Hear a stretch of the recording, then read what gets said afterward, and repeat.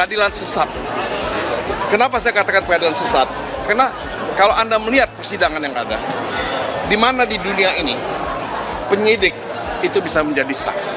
Saya datang sebetulnya untuk mendengarkan tuntutan bebas, bukan 7 tahun. Karena jaksa penuntut umum pada dasarnya menurut hukum bisa meminta terdakwa untuk dibebaskan. Karena tidak ada alat bukti yang cukup untuk menghukum saudara Hasto Kristianto. Tadi saya mencatat cukup banyak selama sidang.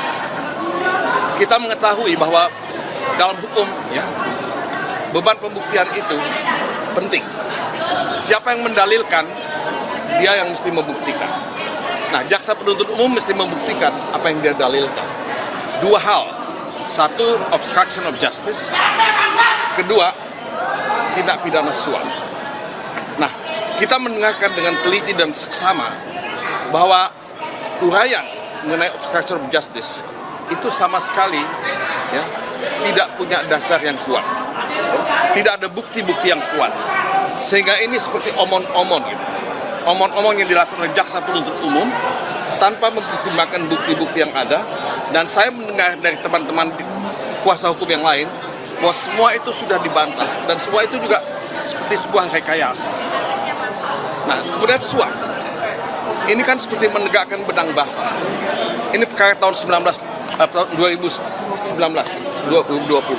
Perkara ini kan sudah selesai. Hasto sama sekali tidak terlibat sama sekali dalam suap ini. Nah, ini yang saya sebut menegakkan benang basah. Tidak ada bukti, ya, yang bisa dijadikan sebagai alasan untuk menghukum Hasto. Nah, tadi disebutkan beberapa angka, tapi biar Pak Magdir nanti Pak Febri yang akan menjelaskan itu. Tapi menurut saya tidak ada bukti apapun yang convincing yang bisa dijadikan sebagai alasan untuk menghukum saudara Hasto. Nah, buat saya pengadilan ini adalah miscarriage of justice. Pengadilan sesat.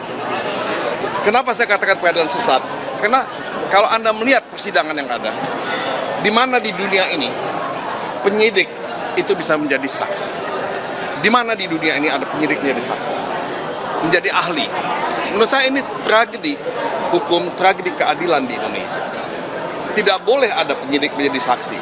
Ini ada conflict of interest, benturan kepentingan. Nah, benturan kepentingan inilah yang tidak dipahami oleh kejaksaan, ya, oleh jaksa penuntut umum.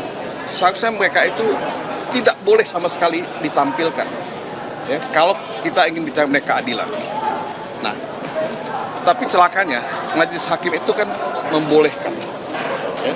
Nah, mudah-mudahan, ya, majelis hakim bisa mengkoreksi, ya, hal ini dalam putusannya. Karena saya tetap punya pengharapan bahwa pengadilan adalah tempat untuk mendapatkan keadilan.